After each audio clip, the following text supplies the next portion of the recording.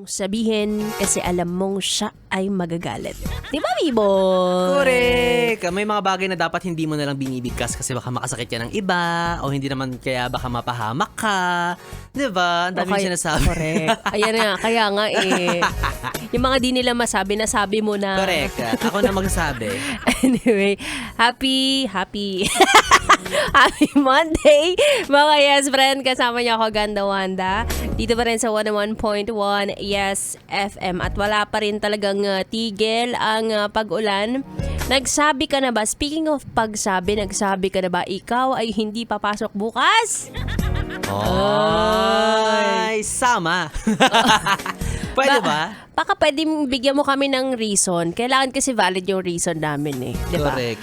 Pero alam mo, grabe talaga yung antala na nadudulot ng ganitong ulan. Although kailangan natin siya, 'di ba? It's part of our nature. It happens talaga, nangyayari siya at hindi siya mapipigilan, hindi siya kontrolado. Pero grabe yung minsan epekto niya. Hindi lang sa 'di ba, sa baha, 'di ba? Kasi ako na-late talaga ako. Na-late ka ba? Dahil sa ulan. Na-late ka ba? Ang lala, ang hirap. Correct. Oo, bukod kasi sa baha, sa hirap mag-commute, nandyan din yung mga katulad ko na tinamaan ng sakit. Correct, isa pa yan. 'Di ba? Hindi rin talaga maiiwasan 'yan yung mga yung mga naaambunan, nauulan na, nababasa sa labas. 'Di ba dapat sa loob lang na hindi kasi naliligo tayo. Oo. Pero hanggang sa labas naliligo tayo dahil nga maulan, 'di ba?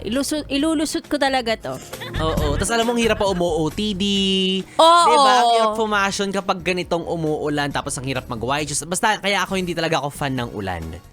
Ay, talaga. Pag ganitong weather, hindi talaga ako natutuwa.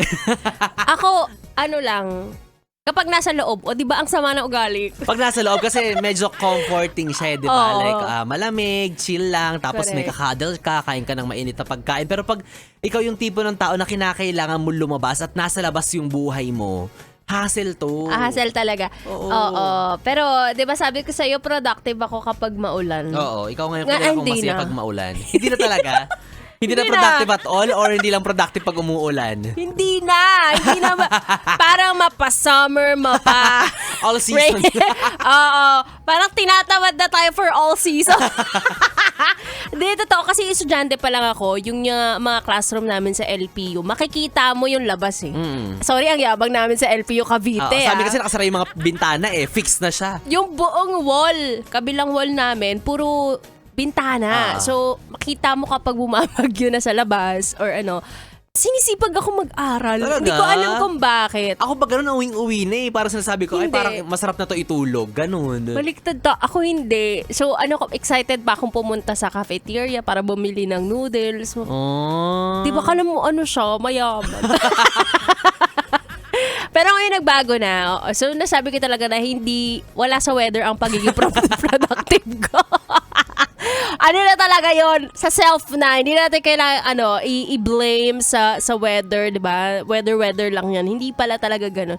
May sasabihin ako sa'yo, nakalimutan ko So, wag ko na lang sabihin. Balikan natin sila next Monday. Na hindi ko masabi.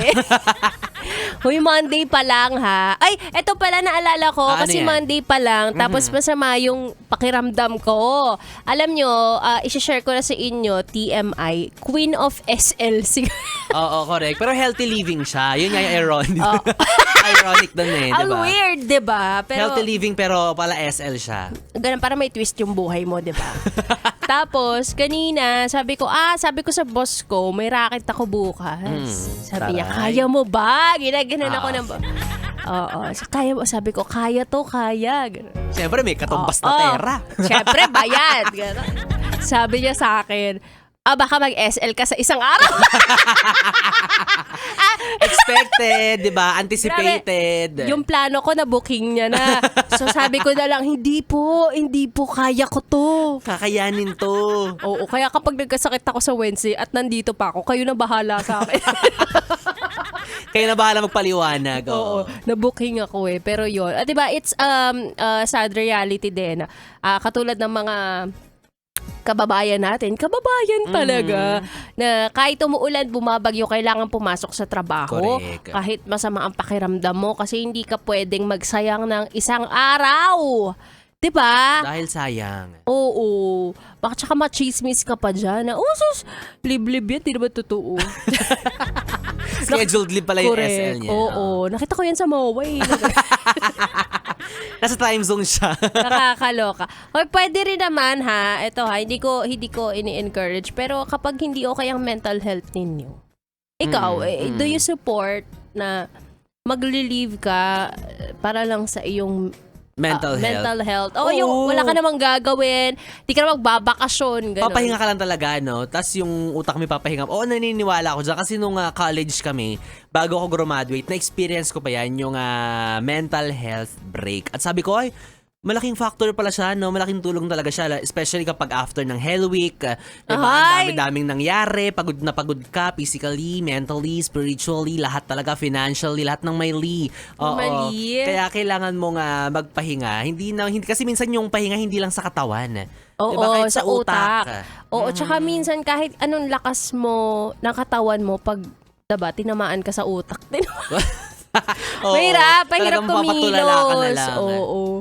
Diba? So yun, mga yes friends, sa kabila ng mga nangyayari sa ating lahat dito sa bansa or sa buhay mo na lang, sabihin natin, kung marami kang pinagdadaanan, okay lang na ikaw ay magpahinga. Yan, diba? Dali, ilagay mo sa sa form mo, sabi po ni Gandawan. Sana magkaroon ng ganong klaseng leave, no? Yung talaga specific. Kasi meron tayong vacation leave, merong sick leave, merong maternity leave. Sana magkaroon din ng wellness leave? Beauty and well. Tapos nagpa-manicure ka lang.